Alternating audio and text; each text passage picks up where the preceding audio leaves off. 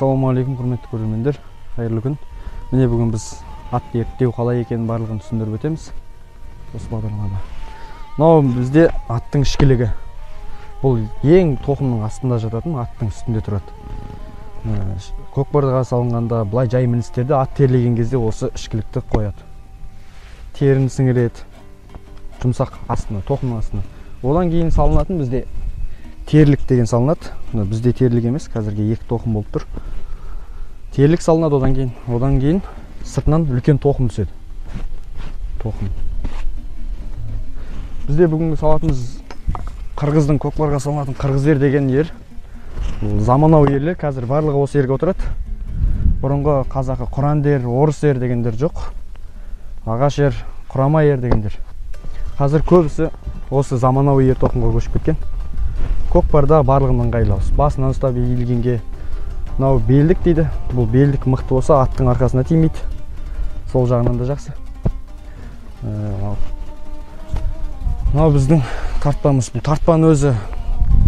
Бұл тартпаны негізі көп жерде бөлек-бөлек айтылады екен. Бізде мысалы тартпа болса, бұл Нарынқол жақтарда, осы Алматы облысында айыл деп аталады екен. Тағы да басқа жерлерде де айтылады. Бұл тартпа деген негізі екеу салынады. Бұл ер тоқымға көмегі болады, бір жағынан сенімді болады. Бізде қазір бұл қойға мініп жүрген жабы емес, көкпарға мініп жүрген шоқтығы биік арғымақ.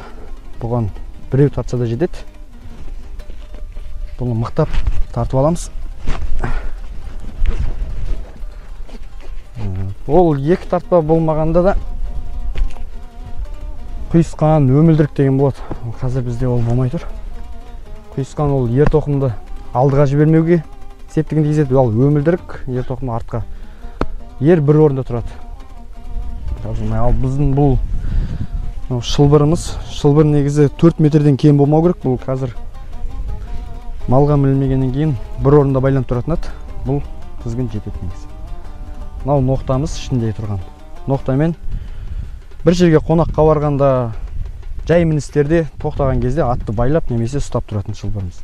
Ноқтан сол үшін жүреді. Мынау жүген. Үлкен ауыздық керек негізі атқа. Басы қатты қайымды аттарға осы үлкен ауыздықпен тоқтатады.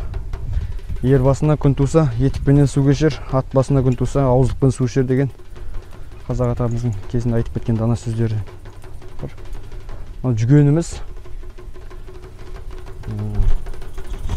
Бұл қамшымыз атты тартып қоятын арасында. Назарларыңызға рахмет. Енді осы атты ерттеген кезде қай қазақтың болмасын мініп алып, кең даланы бір шарлап келетін бір өнер бар. Осы ертті мен де бір арлап келейін.